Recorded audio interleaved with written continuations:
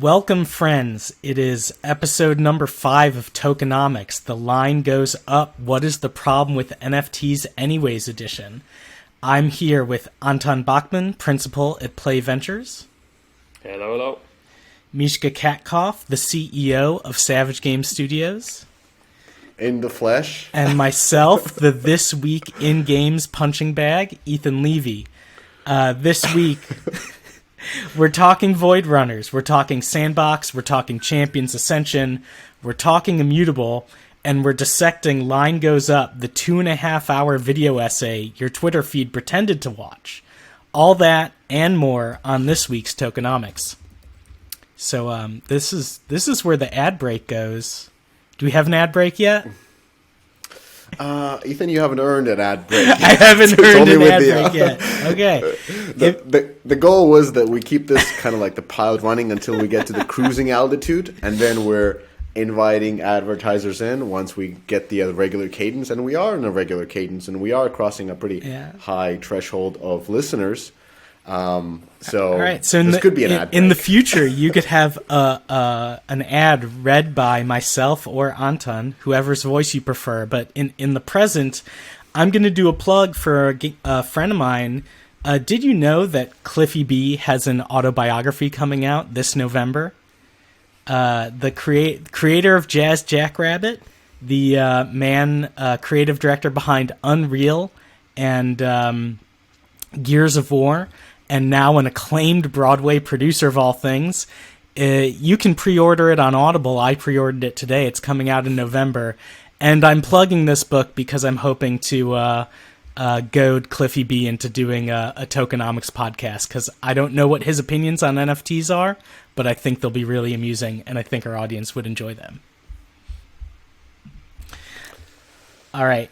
Well, on that note, let's do some news. Anton, why don't you go first?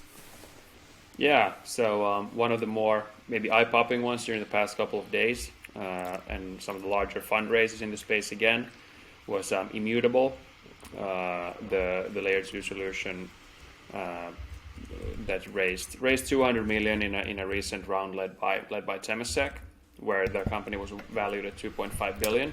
2.5 billion. It's crazy. That's a very nice one. A very nice one for the team. Other investors include Mirai Asset Management, Parafai Capital, Declaration Partners, Tencent, among others. And I think this Immutable is one that frequently comes up when I discuss with founders and people who run studios on sort of which chain they should be building on. Usually these teams are looking into Polygon, Solana, Immutable X, some alternative ones, and trying to figure out where it would make sense to build.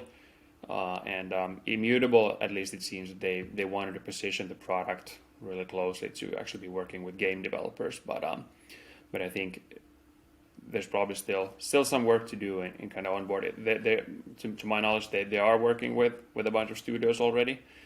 But I took a look a few weeks ago on Immutascan, which scans all the transactions happening on Immutable X, and even though the volume is very similar to what's happening on Solana or Polygon, it was quite clear that most of the activity that is happening on Immutable X is tying into two of the in-house developed products. So the TCG Gods Unchained, which has already been out there for a few years, as well as the trading around the NFTs in Guild of Guardians, which is looking to be this dungeon crawler RPG. So very skewed top heavy in terms of transaction volume. But I think they positioning that one as a mobile first kind of Diablo like. I heard Derek say they have 60 people working on that, which it's a lot of people. Nice. Kind of scares me. I've been as a competitor, it scares me. I've been meaning to pick up a Guild of Guardians champion or two. Maybe it'll be my new hotness in the future. Anton, can you explain to me like what is the decision between choosing different chains? Like, why would somebody go with Solana over Ethereum? Like, is Ethereum a chain or a coin, or like? Yes, I think this is a whole future episode. God damn it! Like whenever It's I like ask the simplest question, it's like It's a 4-hour discussion. This is a big. It's a 4-hour discussion. You open the Pandora's box on any of these things, and the result you'll get, Mishka, is that we need a separate episode to tackle that. God damn it! But Okay. But in short, you probably heard us talking about layer 1s and layer 2s. Yeah. With layer 1s, we would refer to that sort of most bottom layer of different blockchains, and layer 2s are usually then derivative projects of those layer 1s that sort of change some parameters to make them either more scalable or change some other attribute about them. And in this case, immutable has been, so the Ethereum would be the inspiration here, similar to how Polygon essentially is EVM compatible. And what that means essentially is that it runs on the same Solidity code as Ethereum. So why it would make sense to build a layer 2, for example, based on Ethereum, is that when something is deployed on Ethereum, that same code could, given that it's open source, it can also be deployed on that layer 2 solution. But when it comes to game developers deciding on which ones they're going to build, I think it has to do with kind of how, if we look at a spectrum of what's a plug and play solution and where you still need a bit more kind of custom development, but that also results in the stuff that requires more custom development, let's say Polygon or Solana, which is then not that's not EVM compatible, so that runs on a completely different language, being Rust in this case. Maybe that those open up a bit more freedom to the developers, but then if I would compare, So in short, an example, a different episode. a different episode. But Yeah. but there's also a bit less freedom in terms of, for example, introducing a governance token system. An example of why you might want to use immutable, I believe they're either low gas fee or no gas fee when you're running on immutable. And so like if you were running on Ethereum, you as an operator would probably never price a hero at $5, because with the gas fees, that $5 purchase would cost someone maybe $25, maybe $105, depending upon the time of day, just to make that transaction. Whereas if you're on immutable, where I can't remember if it's just extremely low or no gas fees, like selling a hero for $1 makes sense because it might be a 1 cent gas fee service charge on that transaction. So it enables you to reach a much broader audience price wise than being on a layer on Ethereum. And this is evident currently if we look at the transaction activity of cards in Gods Unchained, where there's a huge volume of cards being traded, but for smaller amounts, given that the underlying infrastructure supports these low value or makes low value transactions economically feasible. Okay. Well, I promise not to ask any more questions. You can ask more questions, especially when ask more questions. That's why you're here. You represent the audience. The dummy. Your words, not mine. Some of my news items. It's been a while since we've done one of these with the three of us. So I've got a bunch, but one I want to say, Void Runners is a new game project by some friends of mine. They just opened up their Discord, and they're doing something really interesting on their Discord that I wanted to point out. They announced it on Twitter that you can go to their Discord. One of the biggest reasons to join an early community is to get on the allow list, so you can make a purchase in their first minting or their first presale. And Void Runners actually has a text-based RPG that you can play once a day, or a text adventure game you can play once a day on Discord. And if you win it, you get a spot on the allow list. So I tried yesterday for the first time. I didn't get a spot, and I'm going to play again today, and I just think it's a really interesting way to help foster some activity in your early community before the game's live. And it's something that we're doing. We're doing something very similar on LHU that I'm excited about. So really well done on that adventure game for the Void Runners team. There was a GamesBeat article about the Sandbox. The Sandbox metaverse hits 2 million users and launches Alpha Season 2. Some of the highlights from this, that they have 2 million registrations after a 13-month registration drive. The alpha season began last week on March 3rd. It's a 4-week event with 35 experiences. You know, the Sandbox is kind of a Roblox, Minecraft-like virtual world with UGC built on the blockchain, and it has some eye-popping land sales, a lot of business deals, and I'm kind of eager to see what the actual experience for players is and how players respond. I think the highlight in the article was Snoop Dogg's Foreplay, a sneak peek at the rap legend Snoopverse. Is one of the activities. If you're an electronic music nerd like me, you might know Blondish, where one of the clubs in Sandbox will have new tracks from Blondish. And then I'm guessing you guys probably don't know who Richie Houghton Plastic Man is, but he's like a techno pioneer. And a highlight of my week was I tweeted him because the press release said the world outposts in the world include Warner Music Group, Ubisoft, the Rabbids, Gucci, Adidas, Deadmau5, Steve Aoki, Richie Houghton, the Smurfs, and Care Bears, and some more. And I was like, finally, a metaverse that allows me to indulge in my love of Richie Houghton and of the Care Bears at the same time. So it's going to be my life's mission now to get one of my favorite DJs on this show, just because he's involved in the Sandbox. Yeah, it's interesting to see where the platform itself is also going in terms of the gameplay and the engagement. I mean, the company, I think at the end of last year, they announced an almost 100 million equity raise also for the company. Yeah. With SoftBank participating in that round. So obviously they're sitting on a big pile of capital at the moment that they need to be deploying. So I think we'll be following with eagerness this year on what Sandbox will be doing with that pile of cash. We'll definitely try and get someone from the Sandbox team on in the future, and I want to do some deep dives before the season's over. One big event from probably a lot of the listeners are familiar with Jam City. Jam City's Champions Ascension, which is its first blockchain-based game, had its Prime Eternal pre-sale. It was a 3-day event. There was a 1-day sale for allowlist holders like myself, where they sold 2,500 champions for 0.3 ETH. Then there was a 2-day Dutch auction where the price started at 1 ETH and dropped over 2 days to 0.4 ETHs. Most of the sales happened in that last hour or two at the 0.4 ETH range. They didn't sell out. They sold in total 7,622 of the 10,000 Prime Eternals. They say Prime Eternals are their strongest, and they're never minting them again. Plug for the Deconstructor Fun Slack. If you're not in our Slack, you should apply and join. In the crypto channel, there was kind of live blogging about it.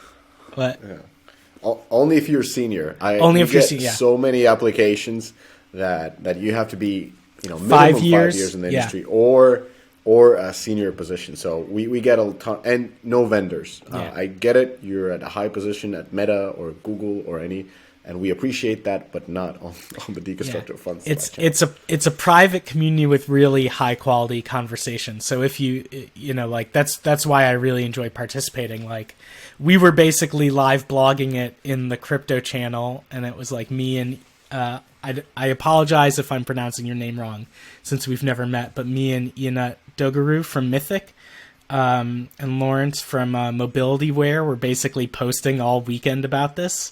And if you're an experienced game developer, it's a great place to be.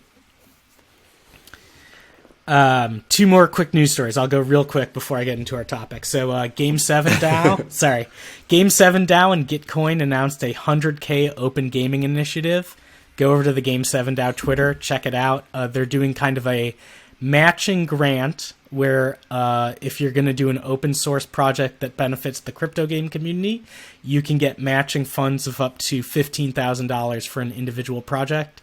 Deadline's March 16th. If you end up applying, reach out on LinkedIn, let me know. And go ahead. No, I'm just getting ready to my piece. Ethan, run this. Don't listen to me. Don't watch me. I thought, Okay? yeah. You're always like giving me space. Don't give me space. Don't give you space. All right. Final. I just wanted to congratulate my friends over at Laguna Games for the Crypto Unicorns RBW token launch.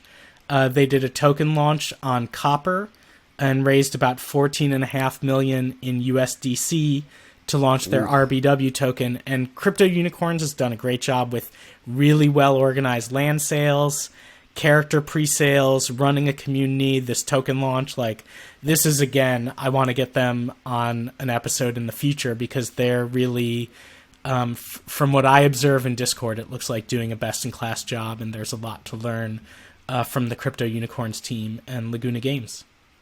So, yeah, they should definitely come in and then talk about that because it's a relatively new company.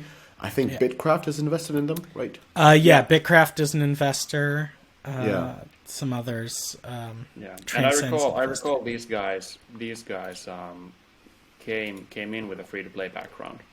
Yeah. Yes, Jeff Witt is one of the guys. He wrote to the newsletter prior before it became a DOF newsletter. So he's a smart dude. Hey, I don't have any news updates, but I have a question for y'all. Now, this is related to the news. So I'm interested in where do you think the price of crypto and the effect of the war and sanctions will lead the price of crypto as well as the Web3 gaming? Because the way I'm seeing it, Russia produces pretty much or mines 10% of all Bitcoin. I don't know how it is with other currencies, but it's a relatively significant. In comparison, U.S. is 35, and I think Russia is like the second or third largest in terms of crypto mining. The second part is that there is most likely, if I were a betting man, I'm not. I'm an investing man. Which is a legal form of sanctioned betting for rich people. Correct. So in the sense of energy crisis, which is most likely to happen, at least if you read any news, then the prices of energy are going to further increase. They're already at an all-time high for, not all-time high, but almost all-time high for gas already in the U.S., gasoline. And then gas prices in Europe are phenomenally high. There's oil barrel prices are really, really high. So naturally, when you have energy costs going up, that leads to the highly energy inefficient world of crypto, being not as favorable. So that means the gas costs as well as mining would go down. Now, am I correct with my assumptions, and what are the effects on the whole Web3? So maybe I think this will be more about throwing a couple of guesses there. Of course, we're just trying to predict. But I think some of the initial reactions to what was happening in Ukraine would be that sort of we would see, and especially when there were threats that sort of Russia would be cut out of SWIFT, that this would be kind of an interesting point for Bitcoin as well to potentially see a bit more adoption. Now, as Russian equities obviously took a big hit among many other equities. I think we still see Bitcoin is still correlated to what's happening in the rest of the market. So for most investors, it's a risk asset that obviously they need to get rid of when they need to cover their other losses. Mm-hmm. But I don't think it dilutes from kind of the long-term vision of becoming a store of value at some point. I'm not the biggest believer in that it will become kind of a transactional asset for everyday use, but more sort of the use case behind it could be a new, more efficient version of gold, essentially. Mm-hmm. When it comes to how this affects the operations, there is a good amount of mining activity happening, and obviously this concerns Bitcoin mainly, not really any of the other assets or any of the other crypto networks, but likely then I think the risk that they might be facing is kind of tied to the rest of what might happen to both Russian companies and Russia-based subsidiaries. I think now there might be a risk of nationalization in case Putin gets really mad about things. And obviously, Or he's not mad yet. if he gets even more insane Okay. to what's happening, but I think that could potentially pose a risk for them. I would then predict that obviously then the share of the mining activity in other key areas will increase, and the mining pools will move their resources elsewhere to focus on that. But I think ultimately we'll have to see how long of a crisis it is across both and the whole financial system in Russia as well, and everything that's tied to Russia. But we might see. And it's an interesting question posing kind of what the increased energy costs will. Yeah, energy crisis, not even increased cost, but we're talking about crisis for a short term. You know, there's always going to be more output because the price is going up. Yeah. But on short term, we're looking at energy crisis. Exactly. On the other hand, it's a good incentive to push proof of stake forward. Yeah. So we can get rid of energy. I don't really endorse what the Bitcoin network does currently. I think, like, actually this is one of the biggest, for our main topic, this is one of my biggest areas of agreement with the video essay that we'll talk about, is that there was a lot of anti-Bitcoin sentiment, and I found myself agreeing with all of it because I think it's really bad for the environment, and I'm obviously devastated by the many effects the war is having on the citizens of these two countries, and Mishka, you wrote really beautifully about it in the newsletter, and everybody should check that out. But like, if there's an energy crisis and that reduces the amount of Bitcoin mining happening in the world, to me that's a positive effect, because I think Bitcoin mining is just like a waste of our planet's natural resources. And because currently it's an arms race on who gets to win the block rewards. Yeah. But there's likely also a cap on how secure it actually needs to be in order to function properly. But currently, obviously, the incentives are driving towards increased usage. Yeah.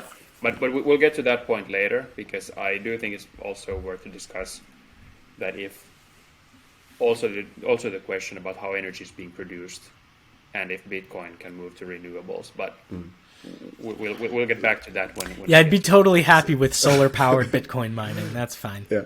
So I have a prediction in that. I think I believe that most of the mining will move from Russia to Kazakhstan. I think Russians can still relocate to Kazakhstan. The language is the same. Kazakhstan is already pretty high in Bitcoin mining activity. Not super high, but in top 10. And I think they can buy Russian energy at the market value, which nobody else is buying at except for Kazakhstan and Chinese. So I think that will be a pretty much like the crypto capital. I don't remember what are the what's the capital of Kazakhstan? Almaty, maybe. So that's the new Miami of crypto. So and regarding, I just remembered a joke. So not a joke. I hope it's not a Bruno joke. I'm trying. No, this is not a Bruno joke. Not Bruno. This is what Borat. happened. I'm trying today, to make it. I'm trying to make it through this without a really bad Borat joke.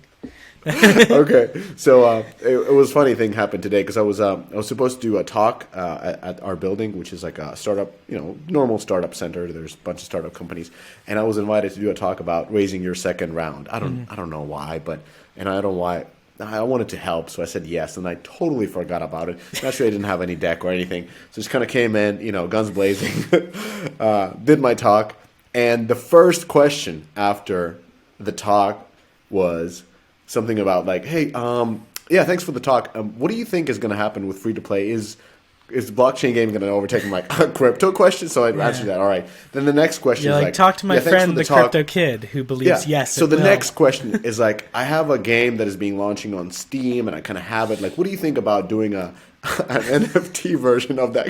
I'm like, dude, like I said zero about blockchain or crypto, and most of the questions were about crypto. Yeah. So it was pretty crazy. That's funny. Anyway, let's let the line go up. Okay, so don't ask me about crypto also. Yeah, so our headline topic today is the video essay "Line Goes Up: The Problem with NFTs." It's had over 6 million views on YouTube. It's by Dan Olson, who goes by Foldable Human on Twitter. He makes a lot of excellent video essay content. You can support him on Patreon. And it's a 2.5 hour video essay, and I listened to it twice. And I did it because Mishka said we have to do an episode on this documentary. All these people I know are talking about it. How many times did you watch it, Mishka? So for the research purpose and the value of this podcast, I decided not to watch it. You decided so that I can be relating to the audience of this podcast that most of, like, probably 85% haven't watched this amazing documentary, which we have a link in the description below. So I'm going to be kind of representing you guys here, and I'm going to be asking the questions on your behalf, while the smart Anton and smart Ethan will tell their opinions. Anton, did you watch it or listen to it all the way through? Yes. Yeah. Yes, Great. I did. Cool. Yeah, I listened to it twice. I even had it transcribed, and then I haven't corrected the transcription yet. But if I'm really ambitious, I will correct the transcription and post it up on my blog so people can read it, because it might be faster for you to read it.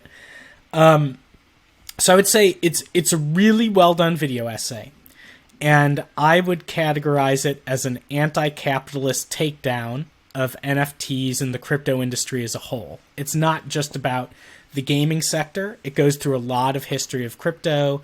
It mentions Axie, it mentions YGG, it mentions DAOs, all things we've talked about and will continue to talk about.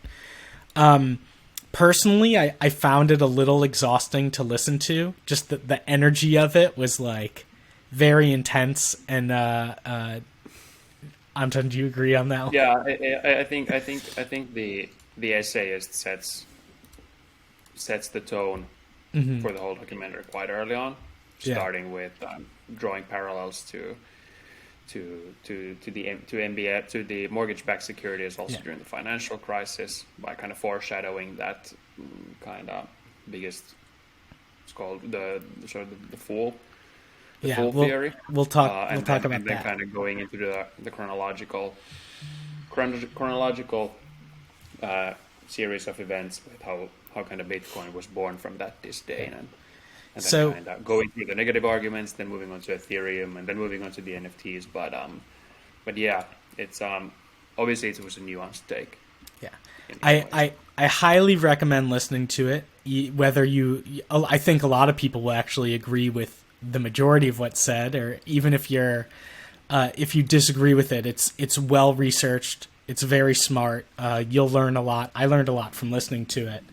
But for me personally as a listener, kind of the anti-capitalism angle of it was a little tough. It was just challenging. I think there's one important disclaimer I'd like to give.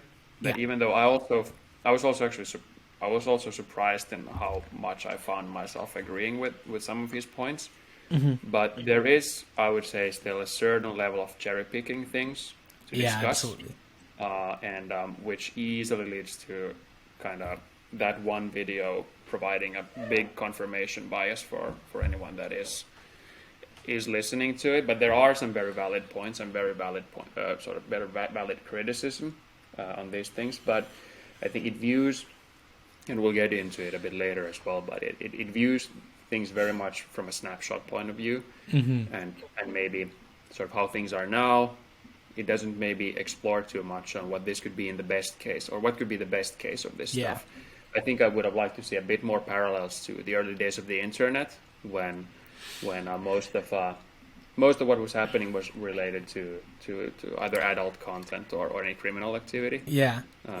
Which is also something that when I speak to people, so obviously I didn't relive that era the same way as many sort of older practitioners of the craft, but still, when you get down to the weeds, people remember that there was actually quite a lot of that also early on. I think you and I both have a really long-term view on the potential of this set of technologies to enable innovation in the game space and in other technology sectors.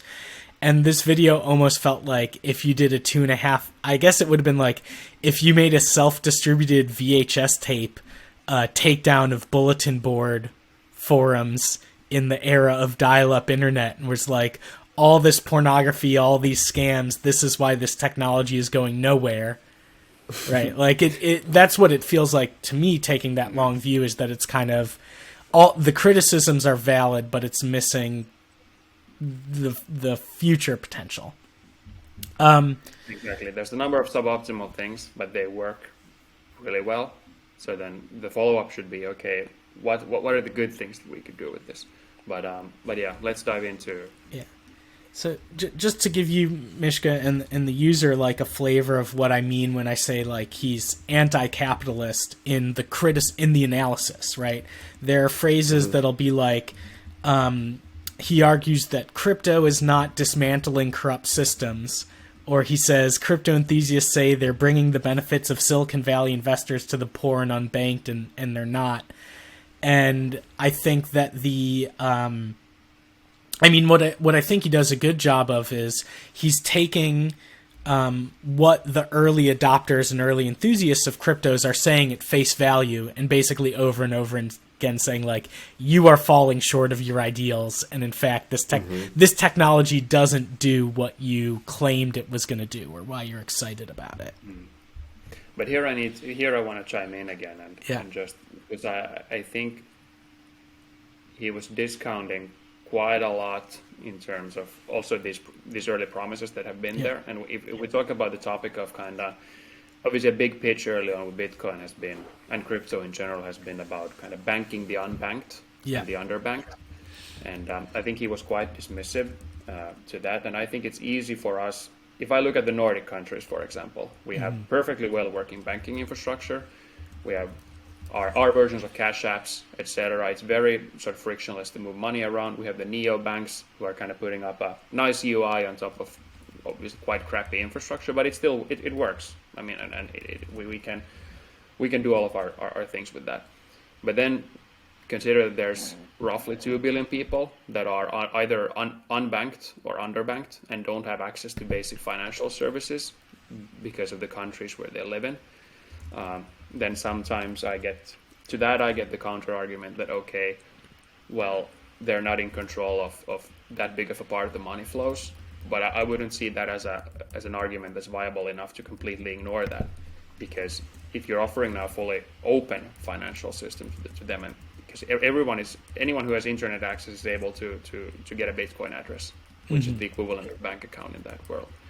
And I think people in developed countries dismiss those aspects a bit too easily, and I think he was also dismissing it a bit in this essay.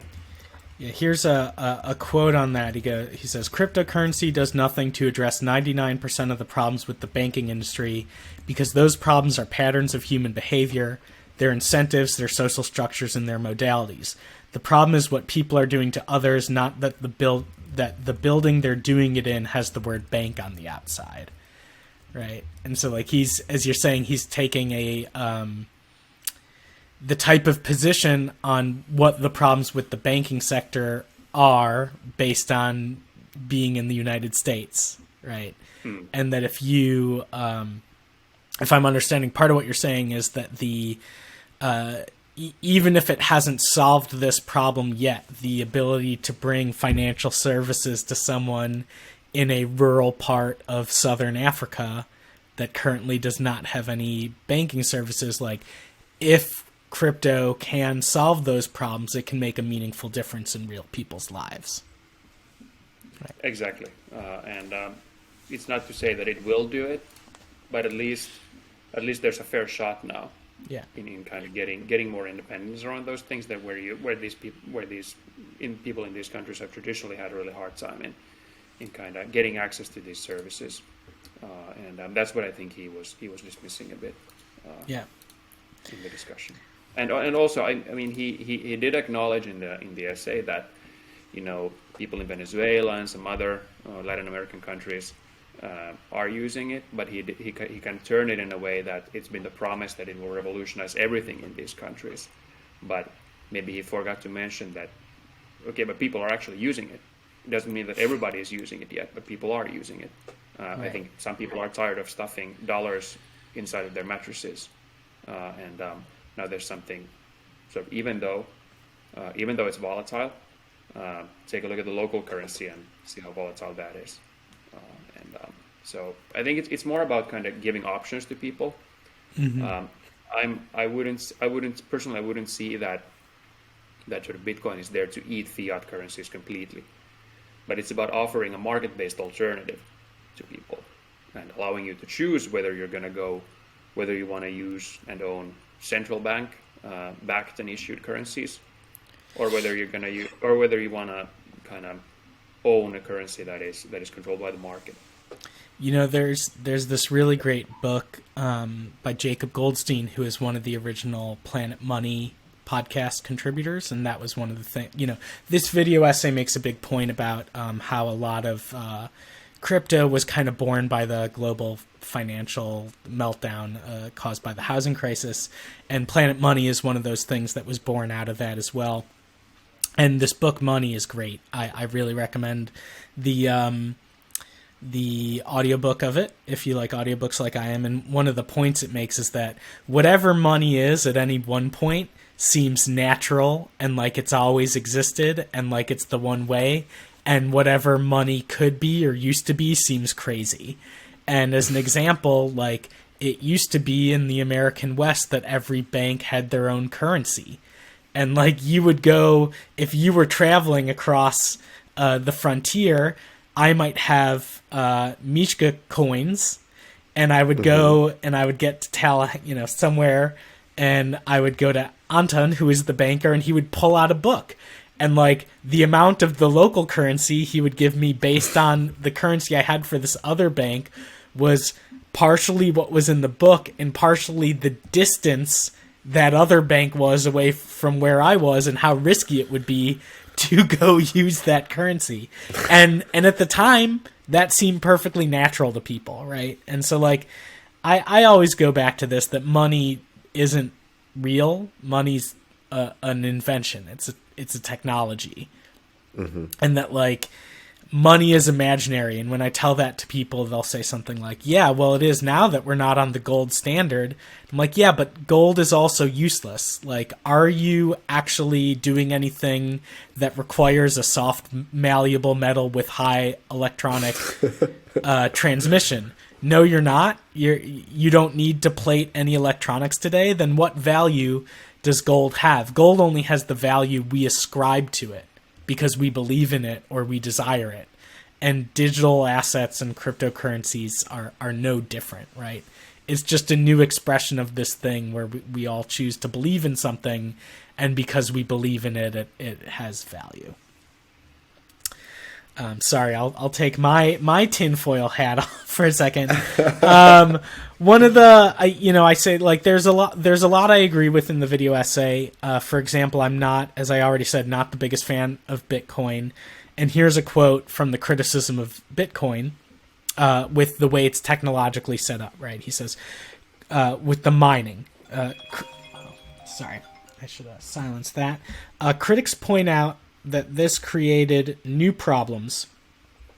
Adversarial validation would deliberately incur escalating processing costs, which in turn generate perverse structural incentives that would quickly reward capital holders and lock out any individuals that weren't already obscenely wealthy, because while the escalating proof-of-work scheme incurs heavily diminishing returns are still returns. So more would always go to those with the resources to build the bigger rig. And he also says something like blockchains, and he's mostly talking about Bitcoin in my opinion. Blockchains are pretty bad at doing the things that they're supposed to be doing. And I agree fully with both of those. Like there's, even if you were capable of it, I don't think Bitcoin is a good technology or a good platform on which to build entertainment applications. And I wish that proof of work mining was basically legally prevented from happening. I think it's a giant, stupid waste of energy in the world. I mean, the criticism is valid there. Say also from the point of view, as he mentions, that the incentives are a bit twisted in that way. As obviously it gets, as more and more people try to solve the equations that Bitcoin presents to them in order for them to win to win the block rewards, it's directly correlated with how much electricity you're spending, as you have more computers trying to solve those issues. And that then leads, the centralization aspect comes from the fact that sort of for you to not only grow basically your own operations, you bring other miners also into your operation. And this is the concept of mining pools. I want to talk about them. And it is a couple of global mining pools that do get most of these block rewards. And these are the pools that kind of make sure that Bitcoin is as secure as it is, because this also makes it Bitcoin the biggest bug bounty in the world. Yeah. In a sense that if you manage to hack Bitcoin, you're going to be the richest person in the world, most likely. But given that if you would have to be spending more computational power than all of these miners, or more than 50% of what is being used on the network to hack that, so in theory it's impossible, more or less impossible to hack from that perspective. In terms of kind of his point about blockchains are pretty bad at doing the things they're supposed to be doing, I think that's a bit of a blanket statement. He's pooling all blockchains in the same bucket. Yeah. Whereas these have very different use cases, and we don't need to spend too much. I think we agree on this topic. He isn't maybe seeing the forest from the trees there, or not at least actively trying to, and looking at it from kind of very simple use cases that could be very well. I mean, we've all seen that people are using blockchains to solving stuff that could work very well on a single database.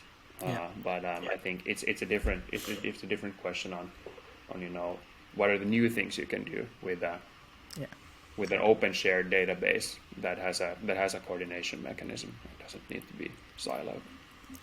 Another big topic of the video essay is the scamminess and the many layers of scams that happen within the blockchain space. And I think, whether we're talking about rug pull NFTs, generate like Pudgy Penguins, I think was kind of a rug pull recently, or Pixelmon, which is like game projects that raise a bunch of money and then they have their reveal. And someone suggested to me I write about Pixelmon because they raised like $70 million and then their game assets were revealed and they looked very disappointing. And it's been a big...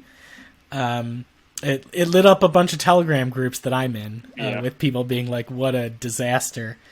And I agree. Like, one, I believe in blockchain for its use for in-game assets and for replacing the type of digital economies that we've been building and operating in free-to-play. So like that's kind of the very specific use case. And I personally do not buy into any or very few generative art projects with no utility, because it doesn't make sense to me. A lot of time the art doesn't appeal to me, and I think that a lot of them, I agree, there are so many scams out there, and the scams have the ability to destroy the potential of this technology, right, if it turns user sentiment and regulation in the wrong way. So I agree with all the scam criticism in the video. Yeah, I would say it's obviously condemning all of the scams as well, and seeing it's very unfortunate that there is a lot of these scams going on, and also kind of as he was mentioning, you have a lot of these profile picture projects that go on and raise everything between a few $100K up to tens of millions, with the promise of at some point delivering a fully fledged 3D MMO. Yeah. I think this has been commonplace also from a Play Ventures perspective, as you've seen a lot of really bad pitches. A lot of inbound from teams that don't have game making capabilities on the teams, but they have the funding, right? And that now only need game developers in. All they need is it's so easy. Mishka, as you know, it's so easy to make a video game. To be honest, like when we're talking about these games that are, somewhat successful in the sphere, let's say games like Panzer Dog. Mm-hmm.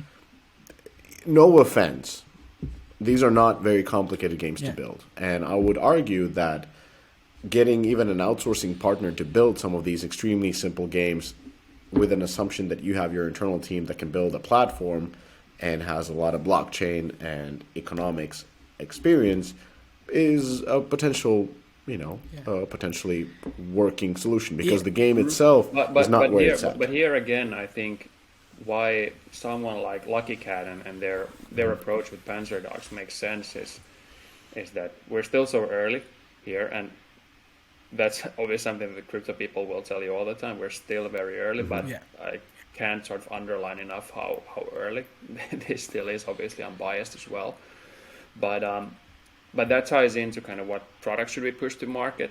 Does it now make sense to spend 3 to 5 years on development, or even 2 to 3 years on development on a game before you get to test the market, see what the user sentiment is? Are people actually playing those games? So I think I find interesting to follow these more arcade-like approaches that come from people with arcade background, hyper-casual background, casual background, and putting more lighter products on the market, testing with different NFTs, testing with different tokens, see what the users think. And even though if those teams wouldn't be the right ones who are going to build kind of the mid-core successes of what's going to happen, hopefully going to happen in this space, it serves as food for thought for all the other developers as well that are following the space, more that come mostly from free-to-play, and really want to get into the weeds, understand what's happening. And I think it's valuable to get products out to the market right now, see what the answer, or basically what the response is, and then it kind of gets iterated again that the next wave of games will look very different. And with my background and your background and experience, writing a design document for Panzer Dogs, taking it to Amber, and having it outsourced and managing the production of it, that's a fairly simple task for you or I or anyone who's super experienced.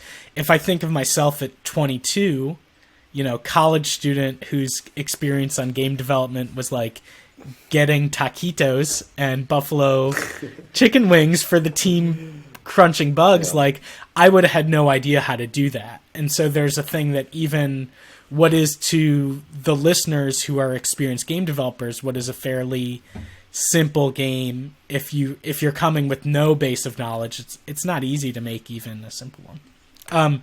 Yeah, correct. You're right. The main thing I want to talk about, so I've talked a lot about the different parts of the video essay that I agreed with or that I liked. The one that I think is probably worth the most discussion is him saying all of crypto is a bigger fool scam. The whole operates by buying worthless assets, believing that you will later be able to sell them to a bigger fool. The entire structure of cryptocurrencies at their basic level of operation is designed to deliver the greatest rewards to the early adopters. So I've got a lot of responses to this, and I'm kind of eager to hear what you guys think. I guess I'd put it in like 2 or 3 buckets. One is all of crypto a bigger fool scam? I mean, in my mind, this is no different than venture investment or stock. Like any form of investing requires some people to put in money at one time and some other people to put in money at another time in order for fiat currencies to come out. So like, if you believe that Savage raising money from Play Ventures for stock, and then Savage going and doing a SPAC and raising money basically from retail investors, if that is a scam, which I can see the philosophical viewpoint that it's a scam, then yes, crypto is also a scam. But in my mind, the nature of crypto itself is no different than how we fund many other entrepreneurial endeavors or investments. And there, I think the typical counter argument from someone who doesn't share that view would be that, okay, well, tokens are not productive assets; they don't represent ownership in productive companies that have real cash flows, etc. But I think it is misinformation. I think it's again all about kind of bucketing everything in the same. Obviously, there's a lot of what you would call shit coins that may tie into a blockchain that really doesn't do anything. And then again, Bitcoin is essentially only it's a currency. It's the long-term picture. It's a store of value. It doesn't bring that much more to the table. But if we look at Ethereum and many of the key protocols that are built on Ethereum, that have their own tokens, they actually produce a service that people are willing to pay for. Be it either kind of obviously Ethereum being the consensus layer. Is it Uniswap that provides a decentralized exchange that already on a daily basis has more trading volume than several of the NASDAQ exchanges spread out globally. Again, as disclaimer, I'm a token holder in many of these key DeFi protocols. But if I go to an analytics platform like Token Terminal, for example, where their analytics is very much focused on actually looking at the fundamentals of these protocols and these crypto networks, there you find a dashboard and you can see how much revenue these protocols are doing on a daily basis to their token holders. So a lot of this is basically what we've gone through with different company structures also previously. In my belief, a well-designed token is actually very similar to a stock or a security in a company in a sense. It's not about kind of creating, obviously, due to their liquidity profile, it's easy to look at them as currencies. Right. But a well-designed token would be more representative of the upside within a certain crypto protocol. To that point I made earlier about how whatever we consider money seems natural, like let's just like stocks, let's say Berkshire Hathaway, right? Like I own some Berkshire Hathaway shares. I wouldn't be surprised if the two you do. It's Warren Buffett's company. It's one of the most famous, and like, okay, so at some point I bought some Berkshire Hathaway, and currently I could sell that to somebody else for more. And in the years that I've owned it, they've never paid a dividend. And yes, Berkshire Hathaway owns many companies, and those companies own land, and they own leases and intellectual property and all sorts of things. But Berkshire Hathaway, like, unless you own enough stock to be a board of directors level investment, like if you own less than 5% of the total company, let's say, I don't know what the real number is here, like if you're just a Joe Schmo like me, Berkshire Hathaway is under no obligation to ever give me any dividend or any financial benefit. They can do whatever they want with all their assets, and there's no end, right? Like Activision Blizzard is going to have an end where people get a payout or at least get a conversion to Microsoft. But is Microsoft ever going to have an end? Like publicly traded companies are not structured in a way that someday they go, okay, we're selling off Microsoft now, and now we're distributing everything to everybody who owns the stock. Like stocks operate, you know, when somebody buys a stock, it's no different than buying crypto. Like you're not going to get, you don't actually control that company in any meaningful way, shape, or form unless you are ultra wealthy. Sorry, that's my totally bizarre soapbox.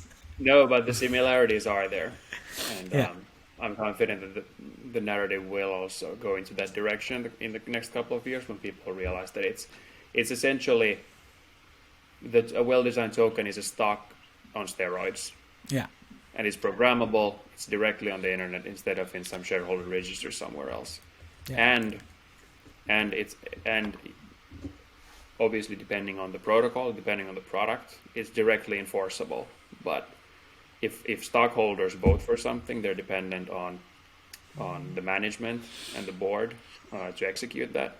And obviously, if they don't comply, then obviously there is the justice system to make sure something goes through. But I'd say we're talking about the next evolution of how companies are built, right, and structured. I want to touch on that. I know, Anton, you've got to go soon, so let me try and jam my early adopter thing in. This to me is one of the benefits, one of the reasons I believe in the power of crypto. So I've brought up this example of the 2019 network GamesBeat article where we said Legendary's done $250 million in revenue. And then in the same article, we say we've spent $100 million in UA. And so to attract players to our game, we've spent nearly half of all revenue on advertising. And that money goes primarily to Google and to Facebook, the people who own the advertising networks that can get our product in front of people's eyeballs so that they might download it and play it and spend money inside of it. And what I like about crypto in its use for games, and I actually have like a bunch of other ideas about different businesses that it could transform, is that you can take that same marketing cost that it takes realistically to launch any new entrepreneurial venture, except one that goes super viral, and you can bring those gains to the people who believe in you early, as opposed to just spending them all on Google and Facebook, right? I could launch an ad network where any viewer who believes in it and wants to put their eyeballs in front of it can pre-sell their eyeballs for tokens, and then an advertiser basically has to buy that time from them instead of from me, as an example. Or I can, build my early community by giving them tokens and NFTs as a reward. And I just look at it as a way to reward the player directly and align a player's incentives and the operator's incentives, and potentially cut out the advertising platforms, right? I think it's properly executed. It's a very democratic marketing mechanism. And eventually, I think the more casual the audience becomes, I think at some point, some version of performance marketing will have its role as well. If the market gets a bit more saturated, there's more products on the market, we're going more mainstream. But as you say, you're kind of solving, or there is evidence that you're solving for that, kind of kickstarting the user base, kickstarting the community, getting them aligned, getting some virality in the beginning. Obviously, for different reasons, that has to be acknowledged, but at least there is activity around it. And then I think it's up to the developer to build something that's engaging and lasting and sustainable.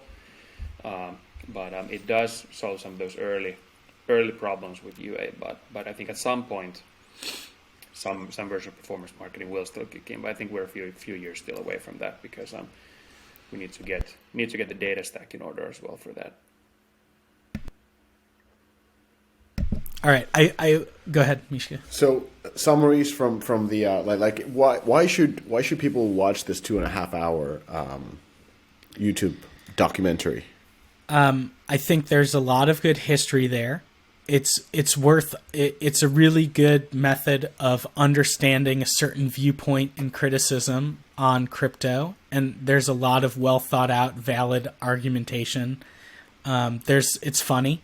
There's some good jokes in it. Some are a little too far even for me. But I think it's really important, if you're a believer, it's important to harden your understanding with opposing viewpoints. So if you're a believer like me, I think it was really valuable to listen to it and understand what the nature of some of these anti-crypto arguments are. There's a bunch of history I learned, and I think I don't know.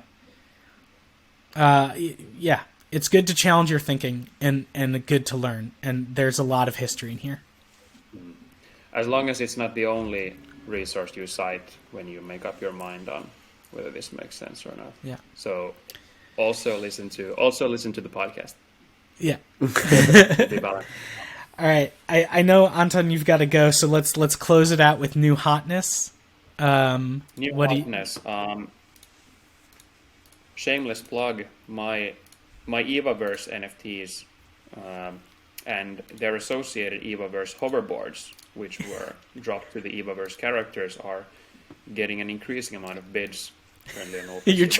You're trying to pump your NFTs? Isn't this section for pumping our own bags? Right. The part. That's funny. Mishka, do you own any NFTs yet? No, I don't own any NFT, but new hotness is the Air app. So this is the app that was launched. Was it yesterday or today? It's the Michael Jordan 6 rings NFT new hotness type of a thing. So there's early access, limited edition NFT grants collectors early access to the upcoming experiences launching on Air, along with other exclusive perks and benefits. So according to This company, it's like a digital platform with athletes and their fans, and you can get early access with 2.3 Solanas, which is a shy over $200, and you basically get the picture Digital. of this bowl with 6 rings, and I guess we're doing this. I shit grew up in nowadays, I so- grew up in Chicago during the three-peat era, so that's I actually lived down the street from Michael Jordan for a while before he moved into his mega Nice. mansion. When he lived in like a normal suburban home. I've got some funny stories about that. Anyways, I bought 2 Prime Eternals from Champions Ascensions, the Jam City early presale. As I said, if you're an industry veteran, join the Deconstructor Fun Slack. You can see our live blogging. I'm hoping to actually take the things that I learned and Ina learned and hopefully turn them into a future newsletter and blog post, and even get some Jam City people onto the podcast to post-mortem this presale. There's a lot for us to learn. Final plug, Mishka, really great work on that newsletter article and on putting yourself out there and talking about geopolitics and your own history in it. I think that was Yeah, so I think I'm gonna put it out on the blog. Like, a lot of people liked it. I don't think you read the final version. not yet. You read the pre-edit yeah. version. It was a harsh one. Luckily, I have I have a good people to soften up my corners. Right. So it was the final one came out. Actually, I've gotten a lot of good feedback, and especially from a lot of Russian people in the industry, just kind of thanking for humanizing Russians, which is very important when you're in conflict. We're talking about people. We're talking about humans.